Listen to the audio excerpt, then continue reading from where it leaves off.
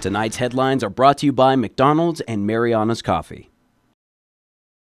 Happy New Year, Commonwealth, and thanks for watching the Channel 2 News. I'm Sakurako Halstead. And I'm Dan Shore. 2024 is in the books, and we take a look back at the stories that shaped our islands. Let's take a look at last year's top stories. Founder of WikiLeaks landed on Saipan and just as quickly took off. Welcome and adios. And the man with the dragon tattoo found at fishing base in a story with biblical proportions. A case involving a program for federal relief funds to small businesses is still ongoing. In sports, a legend in the water is laid to rest. Her memory lives on. Stay with us. These stories and more are next.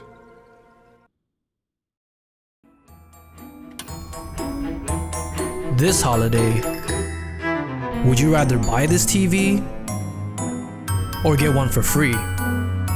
For a limited time only, bring home a free 43-inch Samsung Smart TV when you sign up on Link with DTV Plus today. Just imagine your favorite movies, shows, and more, all in stunning quality on your brand new screen. Visit DocomoPacific.com or see us in store to learn more. Docomo Pacific, better together. I love Mariana's Coffee. Come join me for a cup. I think you would be really happy.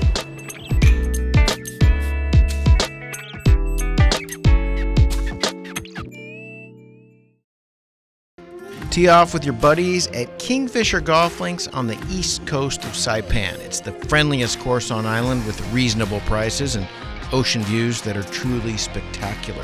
Local friendly, no fuss, just good times with a creative and challenging layout.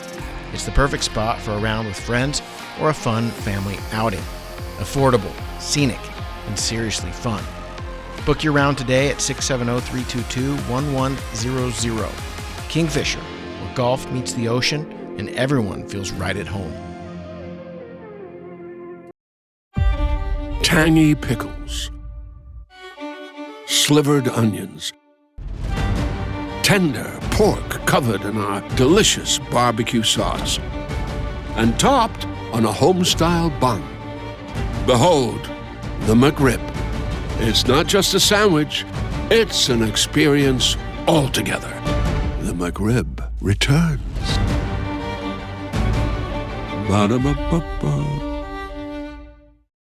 Have yourself a merry little Christmas. There were 69 alcohol-related car crashes last year in the CNMI, all of which could have been prevented.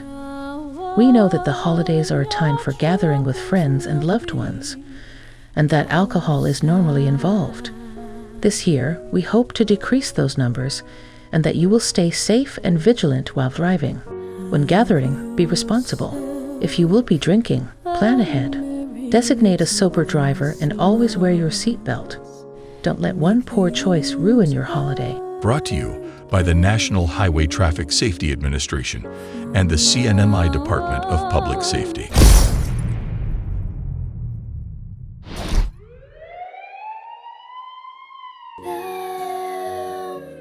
Drive sober this holiday season.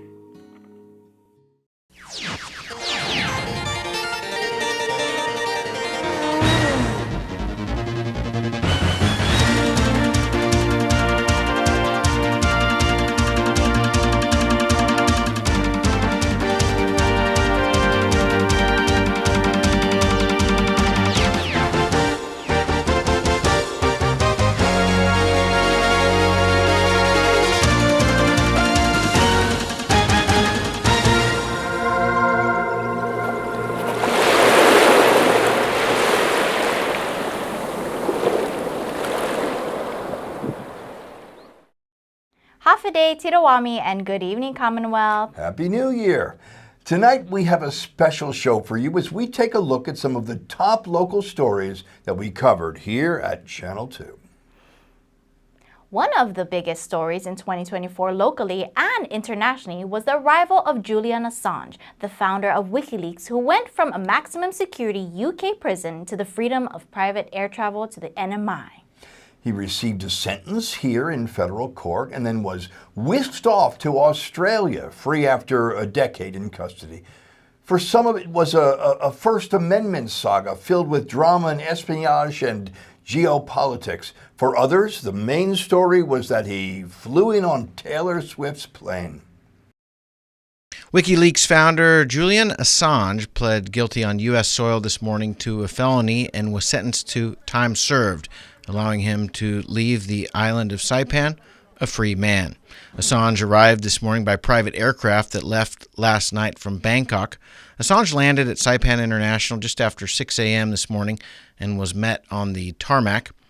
Outside the federal courthouse, U.S. prosecutors arrived before Assange, while international press, many of whom flew in last night from Tokyo, began to set up for Assange's arrival and started doing live shots for their respective news organizations.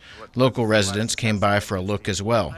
I just jumped out of the gym. I had to come. I was actually getting my coffee this morning, and I heard that they were at the airport, and then I heard the motorcade was leaving, and so I came over here thinking he was going to be coming into the courthouse. A couple of minutes later, 3 vehicles entered the court parking lot in the white SUV. Former Australian Prime Minister Kevin Rudd got out of the front seat. He's now the Australian ambassador to the U.S., and Julian Assange came out of the back.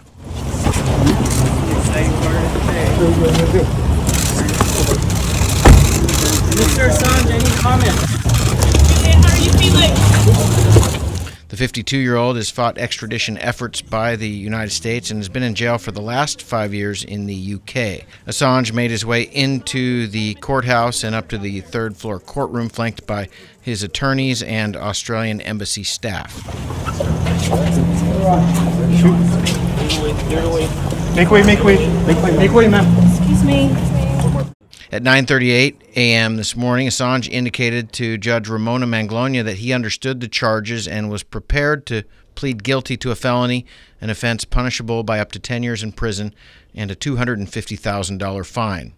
The United States told the judge they were prepared to prove that Assange conspired with Chelsea Manning to obtain and deliver troves of documents, many classified as secret, related to national defense, including databases, Afghanistan and Iraq activity reports, U.S. rules of engagement, and others. Manning received a sentence of 35 years, but had it commuted in 2017 by President Obama. The Northern Mariana Islands have nothing specifically to do with the charges of violating the U.S. Espionage Act, which occurred outside of the United States, but it is a federal court, and it has close proximity to Australia, Assange's home. The venue for today's appearance was part of the negotiations and allowed Assange to avoid an appearance in the continental United States. He told the judge, paraphrasing here, that he believed the First Amendment and the Espionage Act were at odds with each other, and he believed his disclosure of documents was protected by the First Amendment. Judge Ramona Manglona accepted the terms of a negotiated plea agreement, which was initially filed under seal, where Assange pleads guilty to 1 felony count, and the U.S. agrees to drop the remaining charges filed in Virginia. Assange is sentenced to time served, and there is no fine. He also agrees to promptly remove himself from the United States. Afterwards, the attorney's U.S. lawyer and UK lawyer spoke at a makeshift press conference. Barry Pollack, criminal defense lawyer for Julian Assange. The prosecution of Julian Assange is unprecedented. In the 100 years of the Espionage Act, it has never been used by the United States to pursue a publisher, a journalist like Mr. Assange. Mr. Assange revealed truthful, important, and newsworthy information, including revealing that the United States had committed war crimes. And he has suffered tremendously in his fight for free speech, for freedom of the press, and to ensure that the American public and the world community gets truthful and important, newsworthy information. We firmly believe that Mr. Assange never should have been charged under the Espionage Act and engaged in exercise that journalists engage in every day, and we're thankful that they do. It is appropriate, though, for this fight to end, and it is appropriate for the judge, as she did today, to determine that no additional incarceration of Mr. Assange would be fair, would be appropriate, and it is time for him to be reunited with his family. Mr. Assange is grateful for all of the support that he has received and looks forward to reuniting with his wife and his children and getting back home to Australia. Thank you. Mr. Polk, is Mr. Assange going to come out and make any statements at all or be available for a question? Mr. Assange will not be taking statements. When we conclude here, we'll go back inside and we'll leave with Mr. Assange, but he will not be taking questions. What does this mean for the future of WikiLeaks and the work that WikiLeaks is doing? WikiLeaks' work will continue, and Mr. Assange, I have no doubt, will be a continuing force for freedom of speech and transparency in government. He is a powerful voice and a voice that cannot and should not be silenced. Can you speak more about the choice of Saipan as the venue for this? Because his supposed crime occurred entirely outside of the United States, whatever district is the first district that he enters is the appropriate district for him to be prosecuted.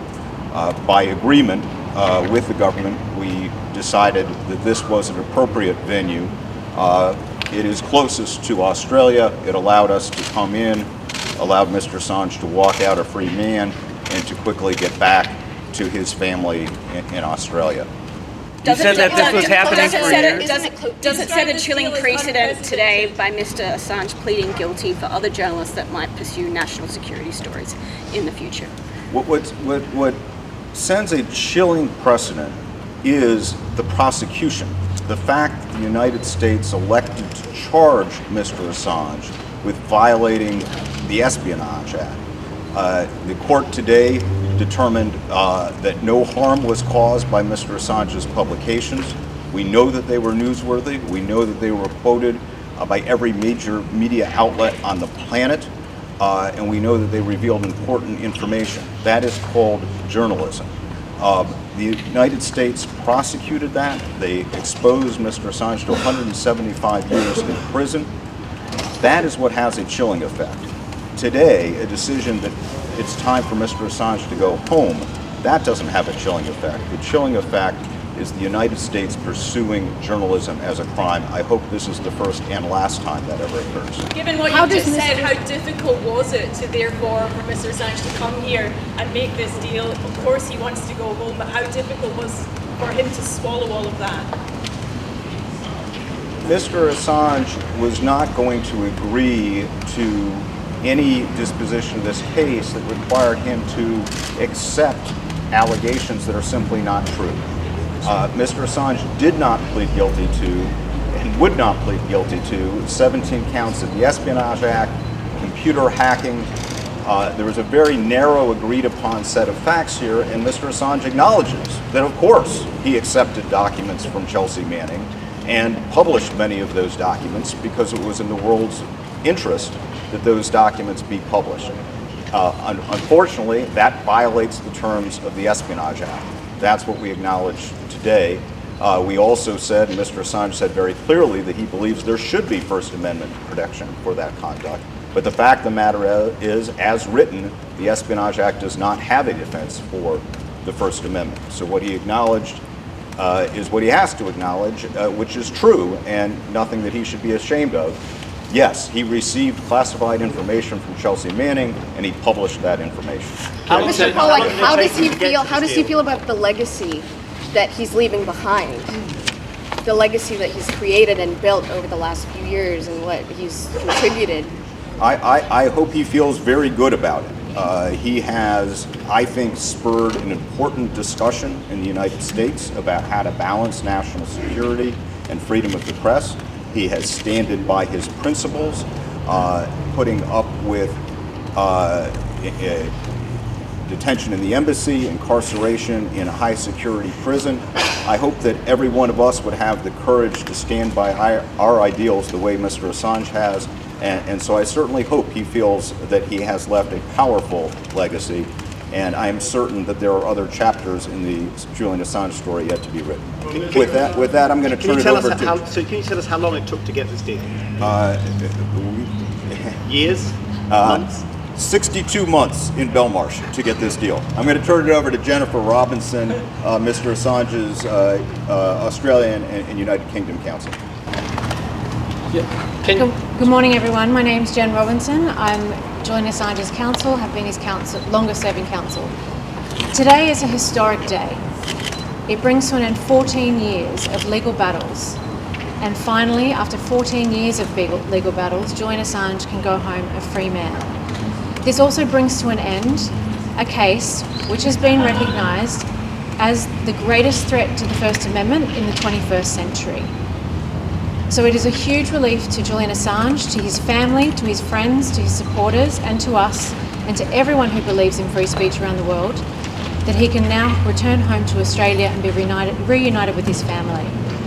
I want to take this opportunity to thank the many people who have, around the world, supported Julian Assange over these years, and who have supported us in defending him.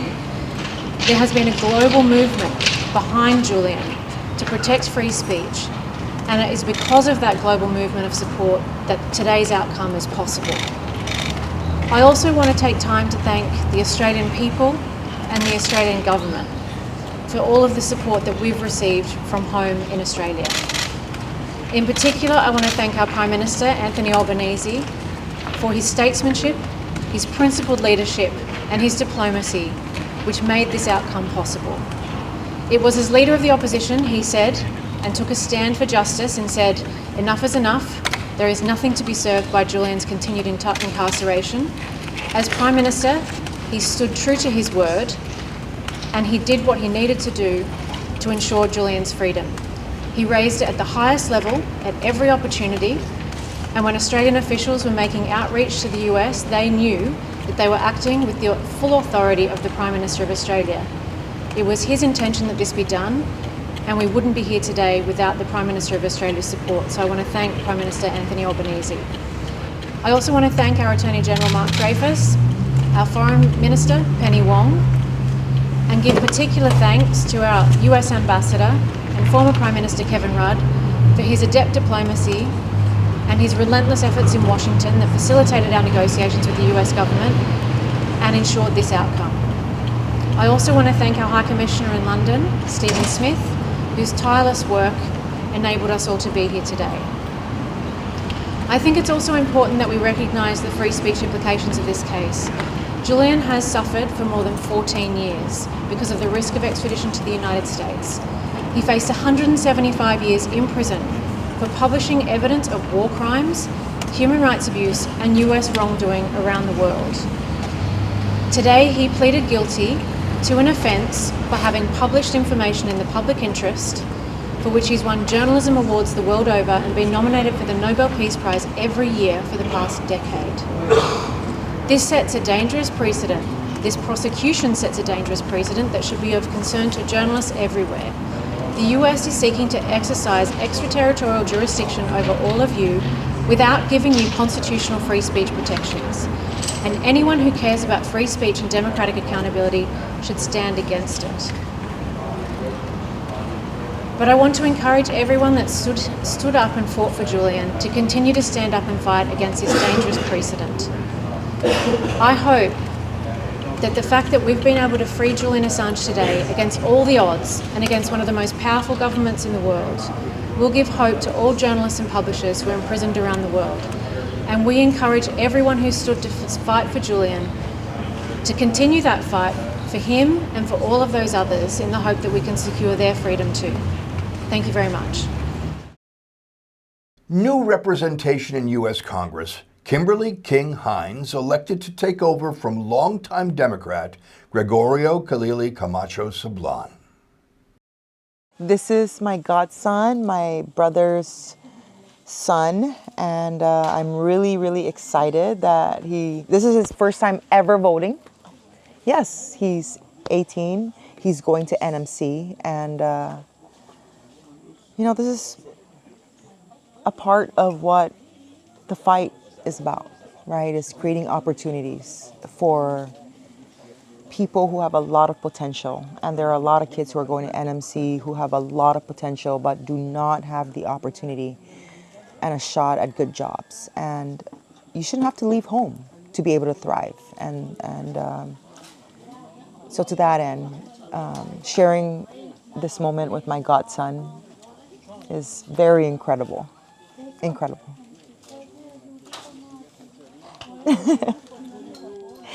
And we both don't know how to feel, actually. Well, maybe the emotion will come later and those sink in, right? Yeah. Somebody from Tinian to be able to be elected to a Commonwealth-wide position is unheard of. It has never happened. You know, I grew up in this community being told, go away, come back. Go away, go to school, come back and serve. And to be able to come back 10 years later after having graduated law school and putting my name out there, putting myself out there to be considered, it is it is a privilege. I signed up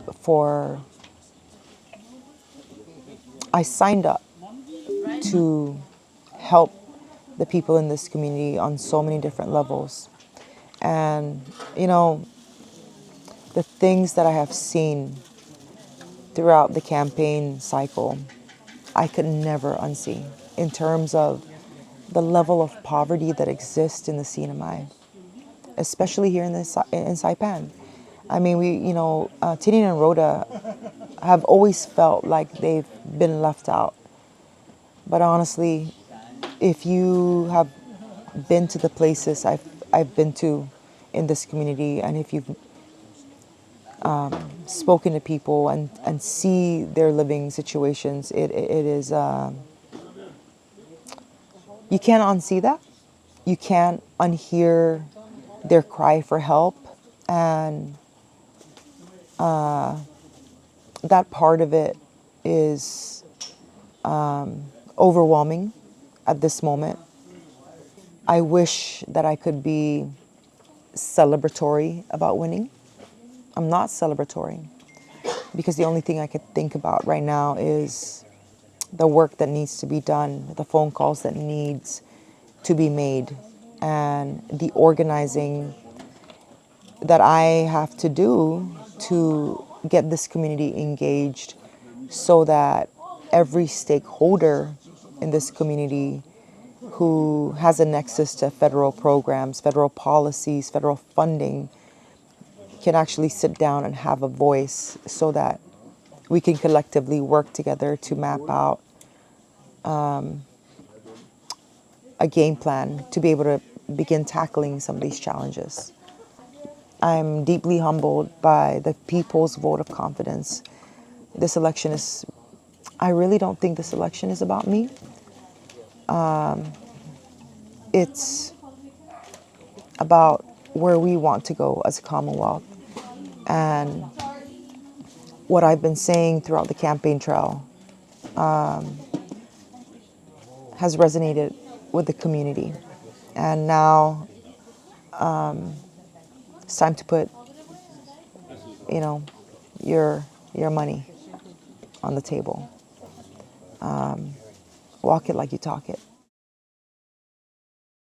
A body recovered in Garpan. The victim, a man once jailed for the murder of a police officer and sexual assault. The suspect, his brother. The public defender has been appointed to represent a local man being held on murder charges.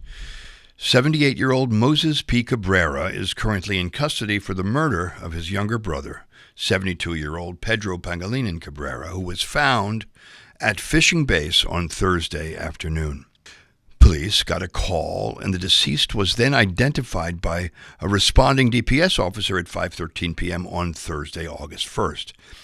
Cabrera was found draped over a rock at Fishing Base with severe facial trauma, distorting the features unrecognizably. A crime scene technician who formerly worked as a correction officer recognized the dragon tattoo on the victim's chest as belonging to a former longtime resident of the corrections facility, Pedro Cabrera.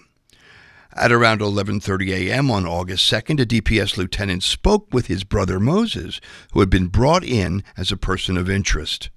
Moses was waiting in a holding cell. The lieutenant acknowledged the loss of his brother, and it was then that DPS said they got some possible details of what happened.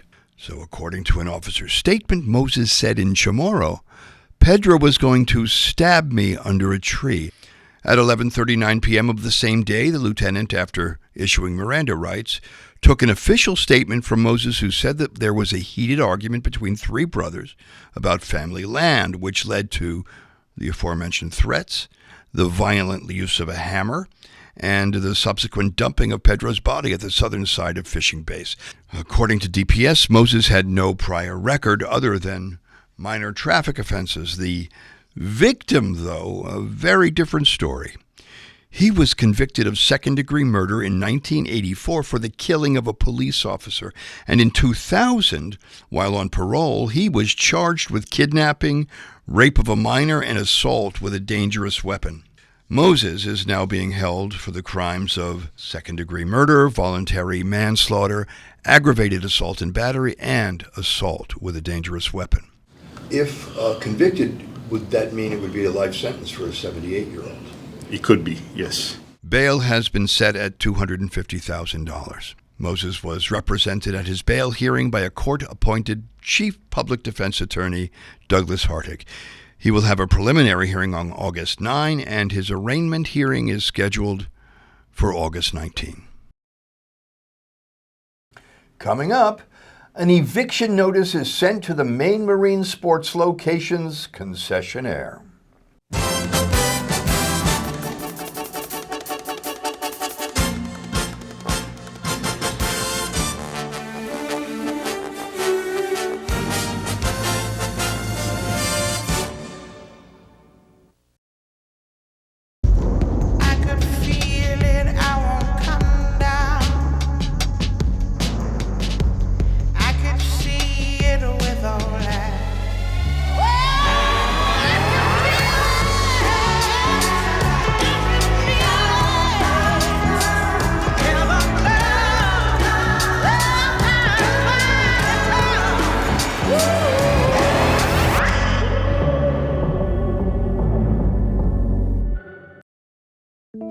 We can't wait to welcome you back.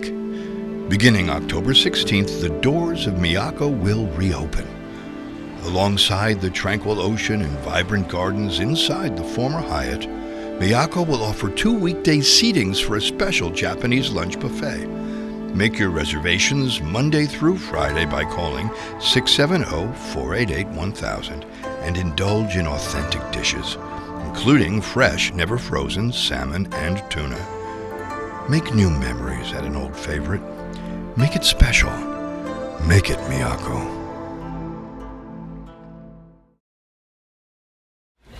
The king is back like prodigal. I gave him time, it's been too long. Politic, if I want it, I'ma get mine. Never fake the funk, can't perform for your empire. Snatch him out the throne, make them all fall in line. I let the clock tick, count down, cause I'm on the headline, the deadline. I'm ahead time, the red kind. I'm a living legend, lethal weapon, master minor. Big time.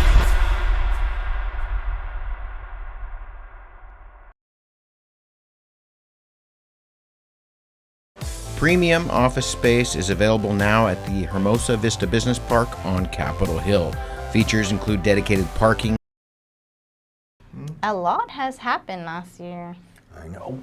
We arrived last year. Yeah, we did. Welcome. You like it? Yeah.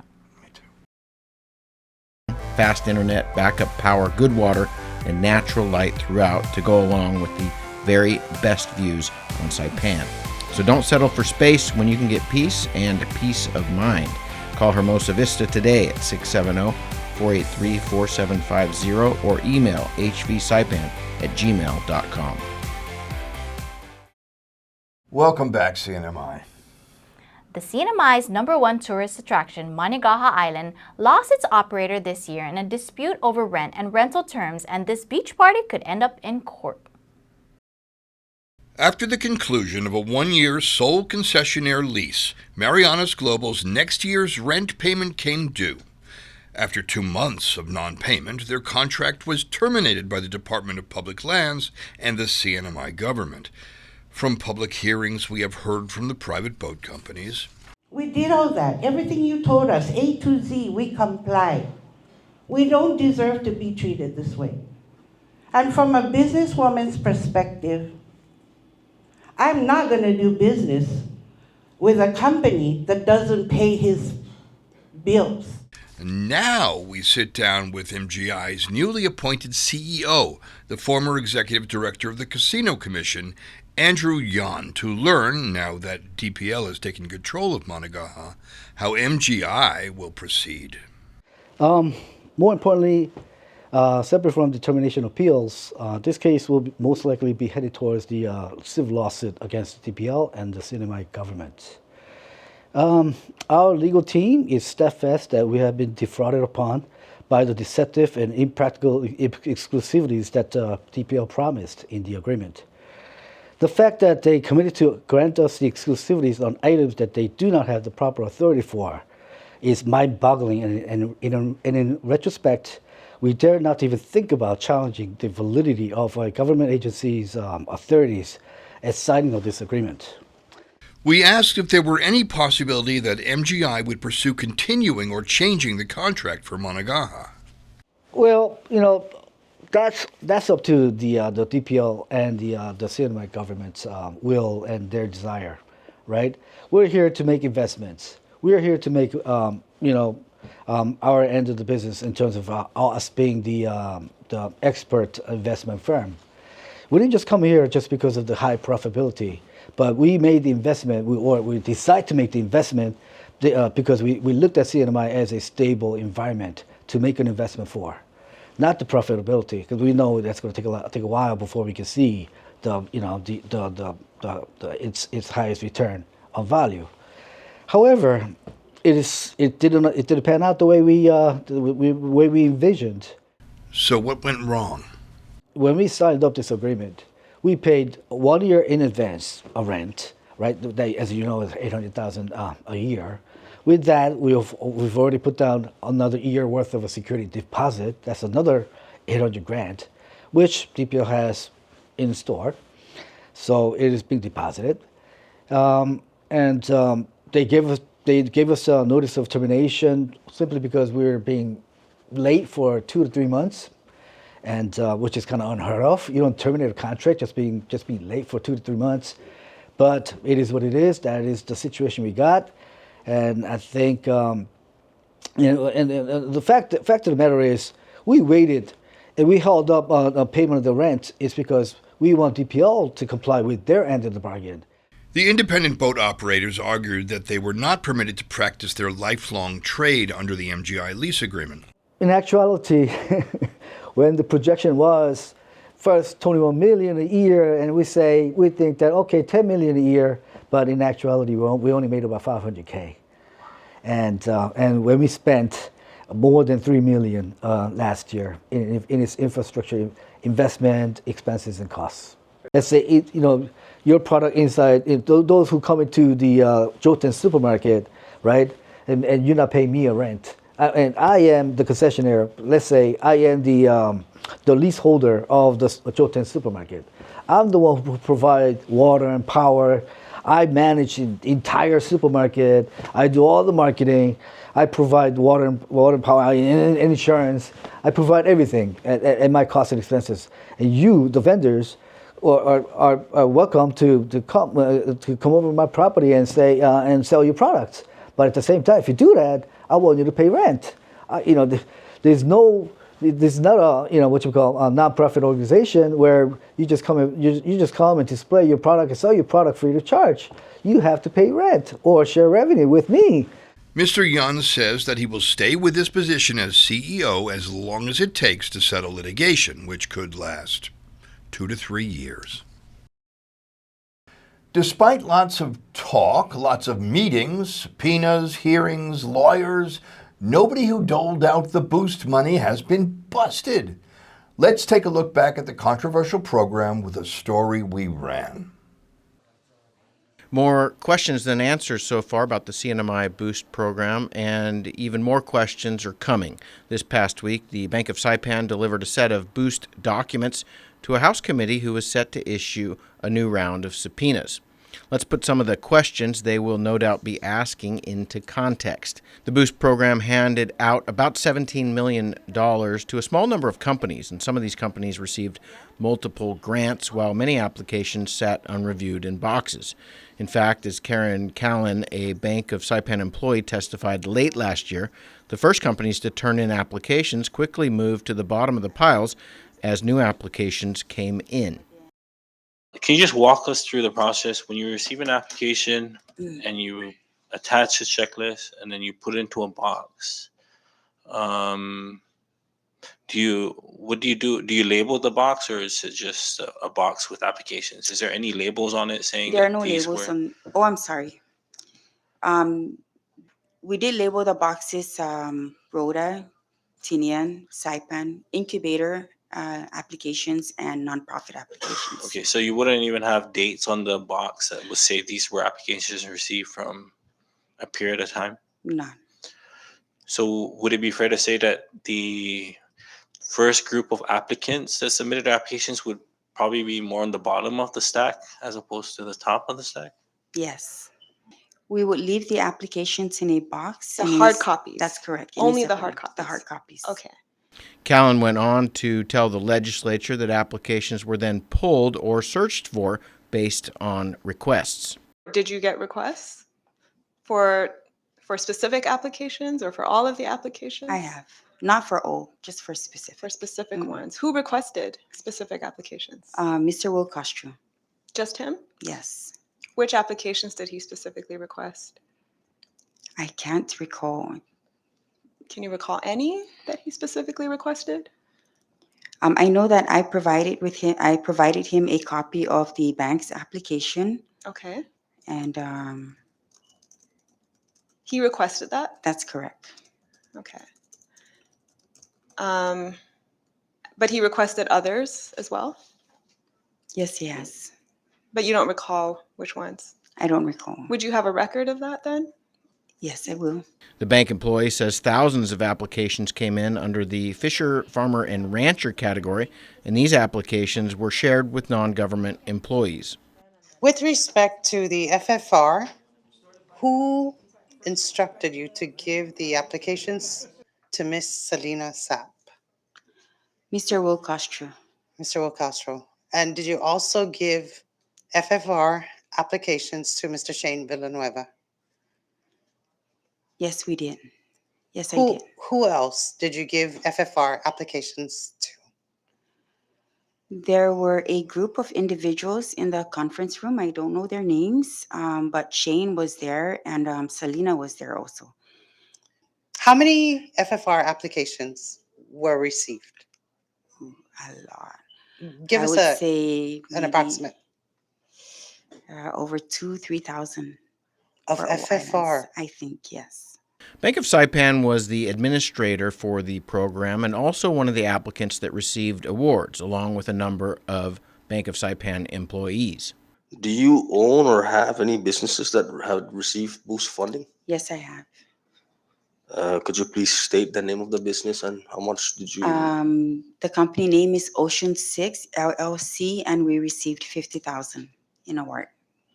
And do you know how many other Bank of Saipan employees have received Boost award? Myself and one other, we own the company, so we received Boost Awards, and then we have 2 employees whose spouses own the company, and they've received Boost Awards also. Okay, may I ask also what types of business did they apply as or apply for? And yours included. Okay, mine is Ocean 6 is a grab and go restaurant. We offer lunch and catering. My other employee, yes. Theirs is a ground maintenance service. The other one is a recording music and recording studio, and I think the last one is I don't know if the word massage parlor is right or something to that effect. Yeah. Thank you. What do you think, or what do you think Will Castro meant when he messaged you, "I got your back, watch mine"? And why would he say that? I don't know. I know that WhatsApp you're referring to, and I did read that. I didn't comment on that. I didn't know what to say of that. Department of Commerce staffer Jesus Taisegui was one of the 3 decision makers on the Boost panel. One of the businesses he co-owned was boosted, and a business associate received over $1 million of Boost money. One of the businesses, a tea shop in Garapan, also a horse business in Cagman, and another business planned to put a statue in the Marpi area. The bank employee was also asked about another key government employee who had family members whose business plans were boosted. Now, there were instances in the text messages where the Secretary of Finance was asking to pick up checks for certain businesses. Did Mr. Atalig ever pick up checks for any business? No, he didn't. What happened in those cases? In those cases, he did say that he would pick the checks up, but then he wouldn't come. The owners of the companies would come in and pick up the checks. Okay, and who were the owners of those companies that picked up those checks? His sister was one of them. Okay, for Trove? For the Trove. The Trove was one of them. His mother was one of them. His mother. For which business? Corey's Garden. Okay. And I believe his brother-in-law was one of them. His brother-in-law. Yeah. Which one? It was a fish mart or a fishing charter or something. It's been 11 months since that testimony. This past week, the legislature received documents from the Bank of Saipan, and Ralph Umel, the chair of the House Boost Committee, says the next step is to bring in the former Secretary of Finance. I believe the former Secretary of Finance is the last piece. I know we mentioned other people, but we need to hear testimonies from the former Secretary of Finance before moving forward with any other subpoenas. So that will be the first one that you concentrate on? Yes, that's correct. Is he on island? I believe so. Okay. While Hyatt Regency Saipan shut its doors, it also meant opportunity, and local businessman David Hood quickly jumped in to try and transform the property. November is the target date to reopen the former Hyatt property in Garapan. Work has already begun. Landscapers have been rehired to maintain the garden this week. The company says they have inked a preliminary MOU with the Sheraton brand, which is part of the Marriott Group. More tonight with new owner David Hood. Portapia was here for a long time. They knew the property well. Hyatt was a management company, but what can you do that, essentially I think they got tired of losing money. It's been a tough go in the hotel industry the last few years here. What is your sort of plan to turn the property around? Who's going to help you do it? Well, of course, I hired Gloria Kavanaugh, and she's going to be very instrumental in doing that. And everybody knows her here. She's got her ties to tourism, and so I think we're going to do things differently. We're going to be more tied into tourism and not just relying on the brand name. And I think there's a lot of different things that we'll do.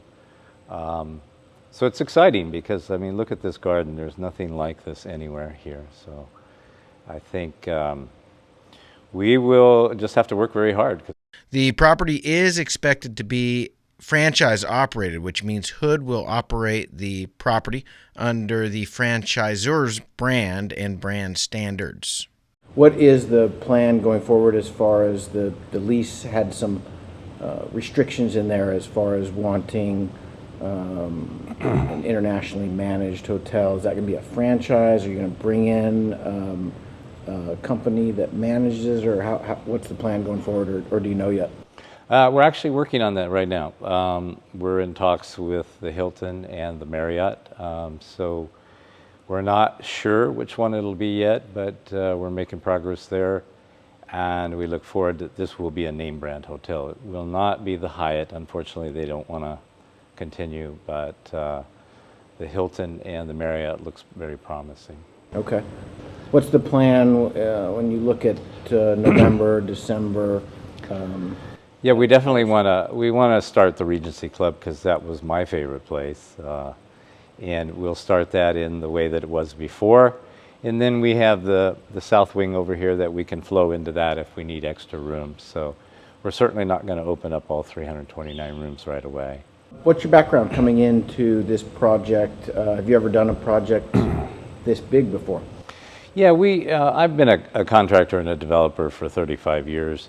We've taken on projects like this before. This will be not a problem for us. We'll handle the construction here. And then Gloria, has so much experience with managing the PIC and a few other hotels that we're excited to have her on board. So Anything you're planning? I know you're still in the sort of brainstorming stage, but you've thought about this for 4 months. Is there anything when you look at the renovations and some of the things that you're going to do, is there anything that's going to be new or something that you want to do that people can look forward to? That's a great question. I think we'll constantly be brainstorming here. But I think when you look around, this place was very good for couples and honeymooners, but not a lot of activity for the children. So we're going to try to incorporate some of that here where we have a little of both. I think that'll be healthy, and look forward to some ideas that we're toying with right now. The property is expected to be a franchise, which means Hood will operate the property under the franchisor's brand and brand standards. Gloria Kavanaugh has assumed the role of general manager. What's it mean to you personally? How are you feeling? Oh, you know what? I was really about to call it quits, I think. And when David approached me about this project a couple of months ago, I had time to think about it, and it's very exciting. I mean, this property is absolutely gorgeous, and it's something that is very close to David himself. Do you have a budget? Do you have sort of a game plan of what the property needs to get up to a brand standard that you're looking at? Based on the lease agreement itself, it's probably around $40 million. That's based on the lease agreement. But once we get down to the nitty-gritty with the actual brand, they're going to tell us what we actually need, and then we could price it out from there. Anything you want the public to know? We're back. And it's still very beautiful property. We're going to be doing a lot of renovations here, and we just want everyone to be happy that this property did not go to waste, and as soon as we open, we want to welcome you with open arms and treat you well again. Coming up in sports, a big influence to the CNMI swimming community now rests in the waters of Hawaii.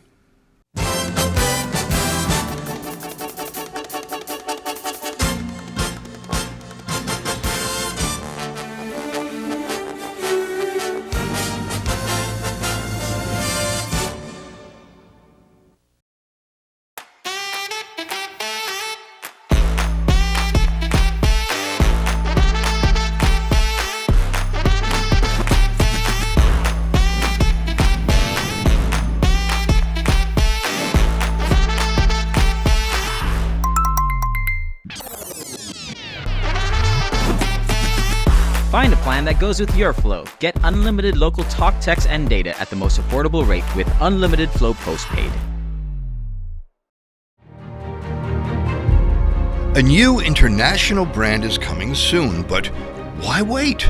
Escape to paradise today at Mariana's Beach Resort on Saipan. For just $99 for two, enjoy an ocean view room with stunning views of the crystal clear waters. Relax by the swimming pools, dip your toes in the sand, and unwind with exclusive offers on breakfast and happy hour. Whether you're here for romance or relaxation, Mariana's Beach Resort is the perfect getaway. Special rates are for NMI and Guam residents. Some restrictions apply, but not many. Call 670-234-1234 and book your escape today.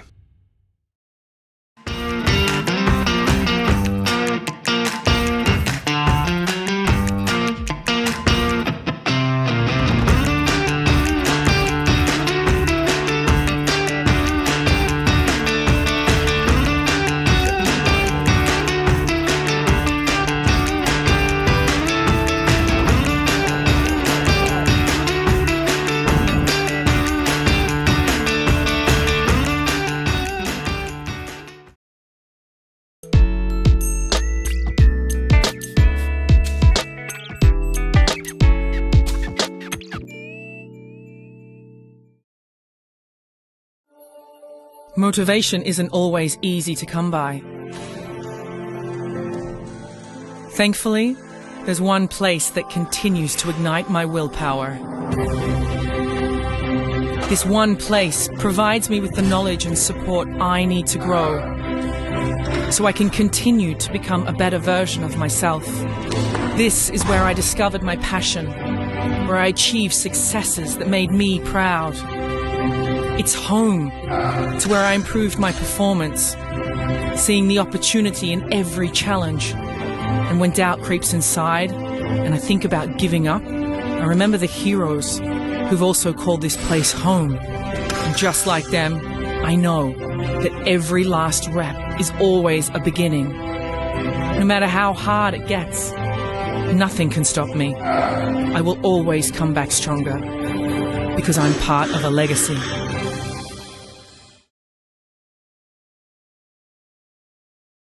Buenas sports fans.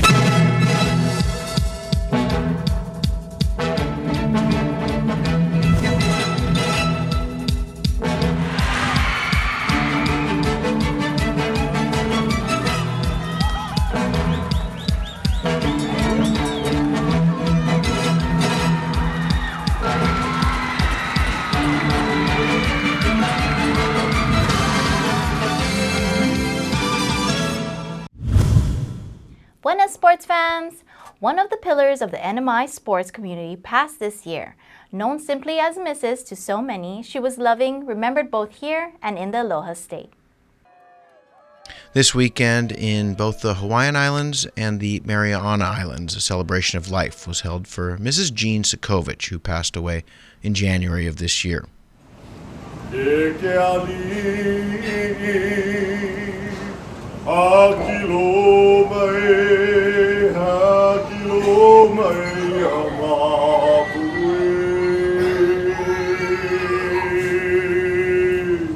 Hawaii was home for Jean Sokovich, who grew up in the area on a sugar plantation. To be as one heart, one mind, one body. As we listen to family members, loved ones come to honor Jean, Coach Jean, let us just remember the energy, the mana, the generosity, the heart that it goes in to build connections, not just with family members and loved ones, but with a community. And Hilo is where Jean first met a young Bill Sokovich. He was here working for the Peace Corps, looking for college girls. The year was 1966, and Bill decided to hitchhike over to the Kona side, and Jean decided to pick him up. About 2 years later, they were married in Hilo at the First Protestant Church with a reception right here at the Hilo Yacht Club. The young couple moved over to Oahu, and then it was a big move out west. This time, about 4,000 miles away to the island of Saipan. In 1974, Bill and Jean started the Saipan Swim Club, with the first swims held in the ocean and then a move into a small hotel swimming pool. They brought a culture along with them. We seem to gel, produce a productive swim team, thanks Swim Club, and raise two wonderful children, John and Monica. The Sokoviches spent 30 years in the Mariana Islands building a swimming community that continues to this day. We don't realize how awesome our parents are and to see every single one of you that are here, whether you're related, you're all family. One way or another that she has touched your lives, affected your lives in a positive manner. To me, that's amazing. That just reinforces what I learned over the last 10, 15 years, that my mom's pretty blank awesome. I'm so grateful for all of the friends and family that supported us while she was in the hospital and at rehab. Some of you were there with us just about every day. Really appreciate all your support. She has such amazing friends and people in her life, and I only hope that I can be as fortunate as her. So thank you. I'm kind of sad because we all know she would have loved this party, but happy knowing that she wouldn't have had it any other way. After the family spoke, friends gathered to share stories of Jean. The Sokoviches moved back to Hilo 20 years ago and have remained active in swimming and paddling in the Hilo area. The gathering had an ample mixture of representatives from Polynesia and Micronesia, an extended family from across the Pacific there to give thanks to the Sokoviches. You got a full canoe. On Saturday morning, Hawaii local time, it was time to head into the ocean for a ceremony on the water. Settling it all with you, Lord, and winning the greatest prize of all, which is eternal life. I thank you, Lord God, for her life, for her many family friends, Lord God. Crews and 6-man outrigger canoes paddled out in Hilo Bay to a small island that had more friends standing by for a traditional ceremony. Expert steersmen kept the canoes safe and close together.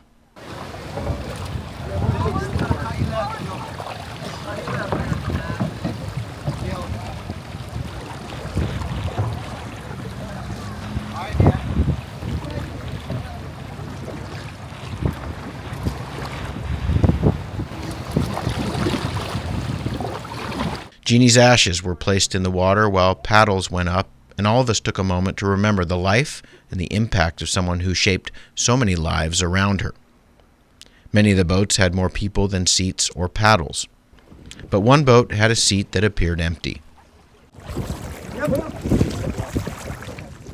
That seat and paddle will forever belong to Jeannie Sokovich, an athlete, wife, mother, sister, grandmother, friend, and coach.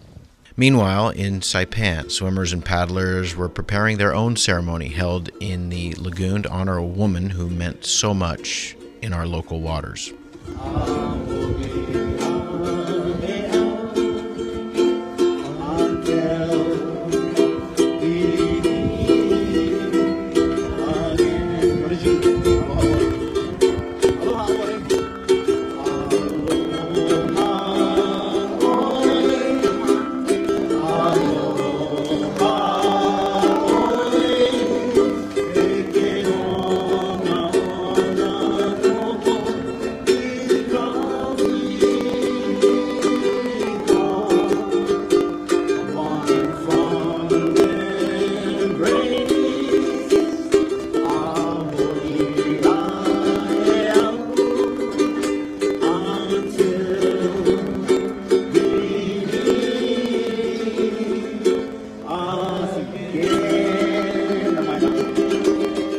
Swimmers and community members gathered and spoke before placing flowers in the ocean and paddling out into the clear, blue, warm water.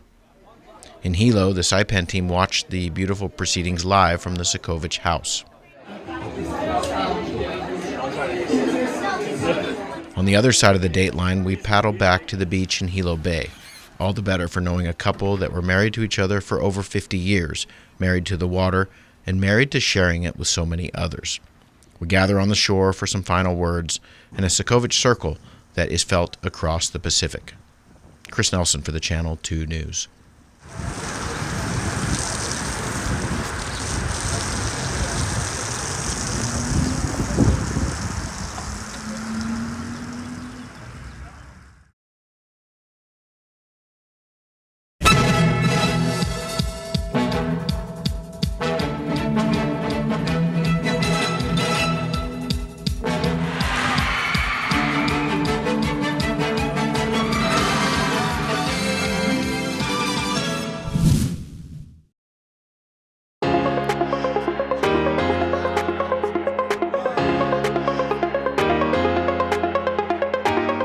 Hey, golfers, come north and practice your game at the Marianas Driving Range. New Year's local specials. 10-piece coupon books available for just $60. That's a $10 savings. Want to get really good? Come work on your swing every day for just $99 per month. It's our practice pass and you're going to love it. Grab your passes and go straight to the range. You can social distance and chip all at the same time, and the views are free. Reserve now at marianastrekking.com. You can pay online, open 7 days a week.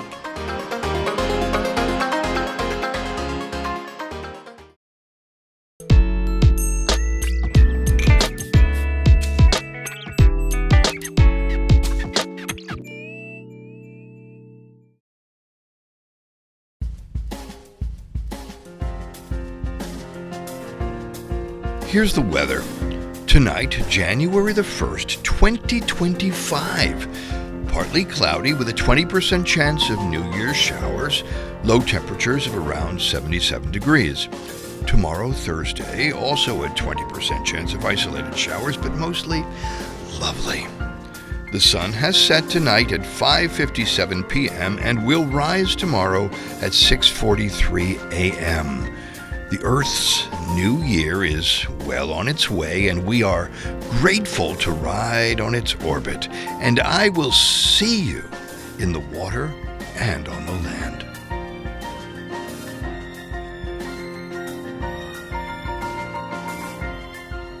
That's news, sports, and weather. Thanks for joining us. And have a wonderful year, Saipan. Let's start it off with a flourish.